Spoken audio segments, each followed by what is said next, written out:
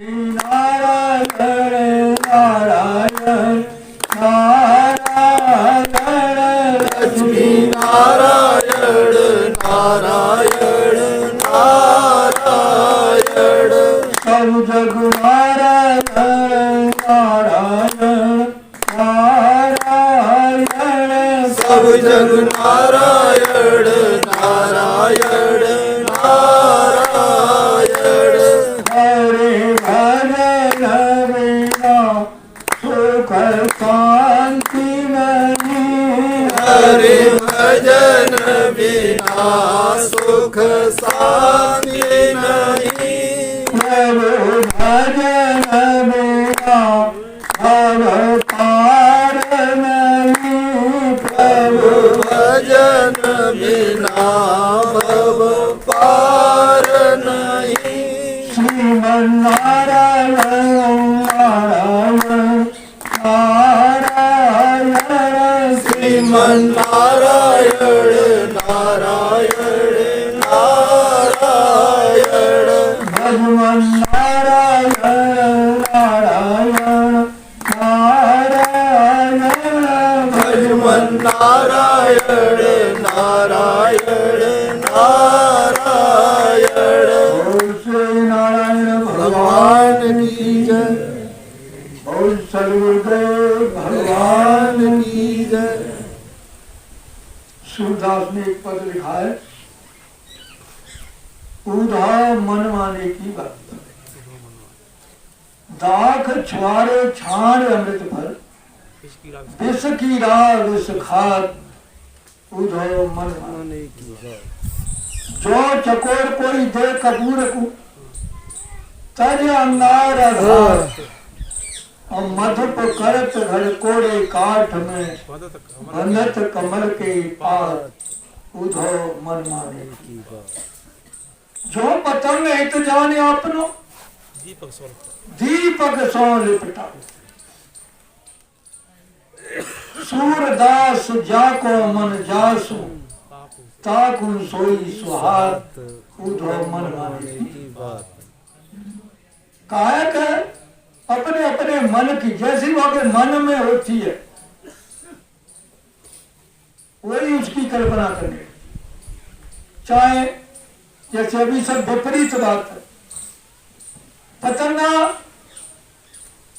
दीपक पर जाता है अपना हित समझकर, उसके पंख जल जाते हैं और प्राण चले जाते। जो घोड़ा बांस में सुराग कर देता है और मोह के कारण एक कमल के पुष्प में बंध जाता है और विचार करता है कि सुबह होगा तो इससे बहुत सारा मकरंद लेके जाऊंगा और शाम होती है तो कमल का फूल बंद हो जाता है, घोड़ा उसी में पड़ा है, उसको नहीं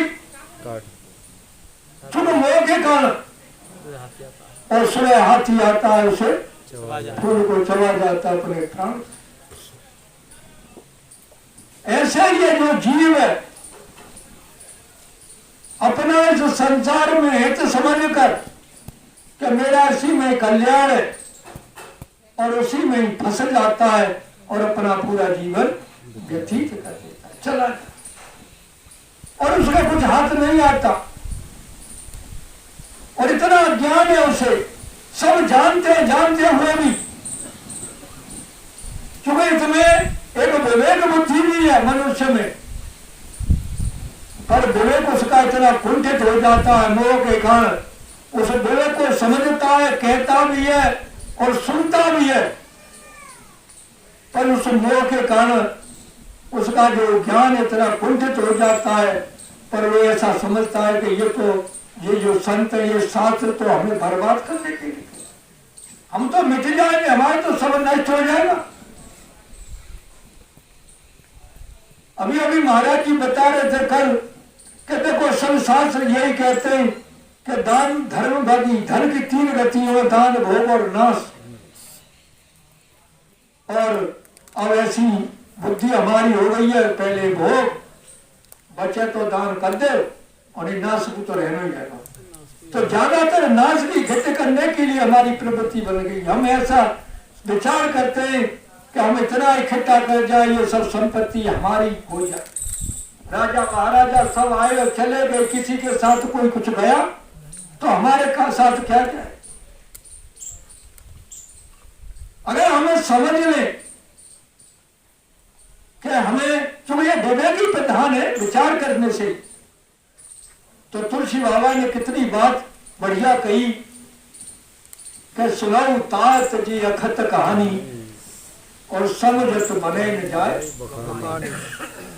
यह समझने में तो बनती है पर ये उसका वर्णन नहीं किया जा सकता। ईश्वर अंश जीव अविनाशी चेतन अमल सहज सुखराशि।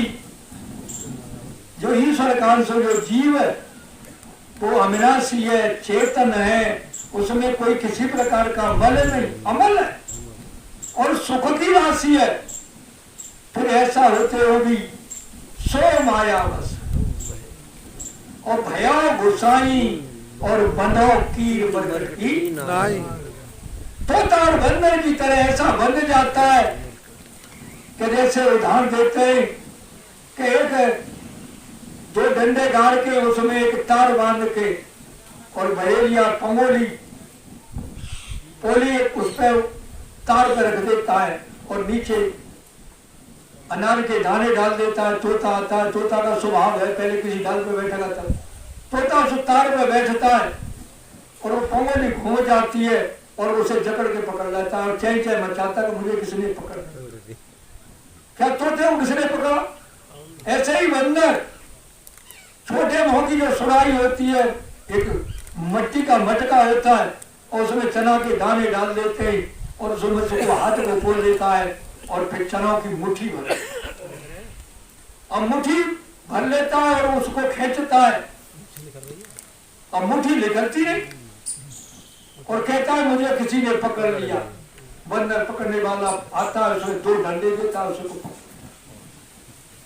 ऐसे ही हम अज्ञान से माया से बंधे हुए, किसी ने नहीं बांधा हमें, हम स्वयं ही बंध गए और ऐसे बंध गए जैसे दूसरा कहते हैं कि जल चेतन ग्रंथ पड़ गई छूटत कठिन और जग पे वैसा छूटत कठिनाई छूटत कठिनाई।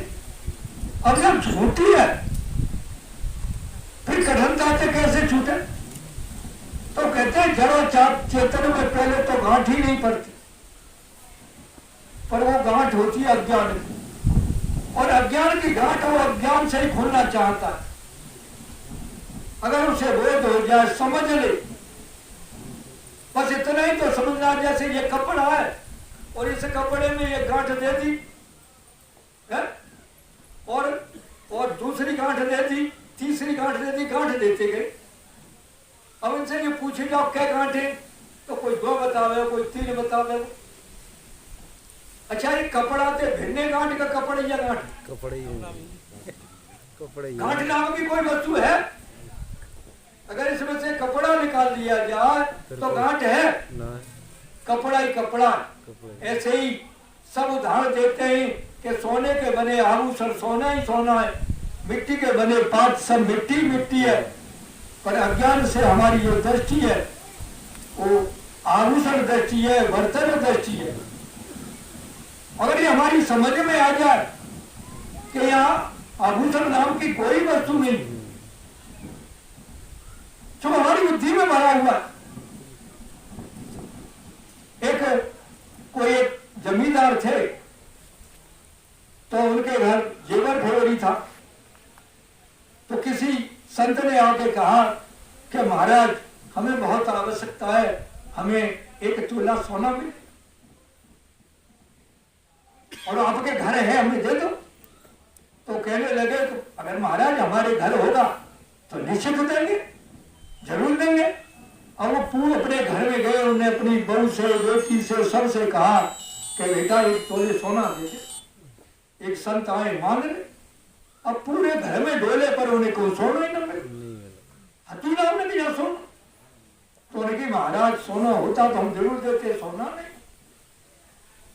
अब इन्हें जी बुद्धि में नहीं अगर आ जाए कि जितने बड़े आभूषण है सौ सोनो ही ये सोने के थे। तो जो वस्तु आदि में और अंत में होती है वही मध्य में होती है, और जो आगे अंत में नहीं होती वो मध्य में भी नहीं होती। ऐसे ही जो सोने में आभूषण या परमात्मा में ये जगत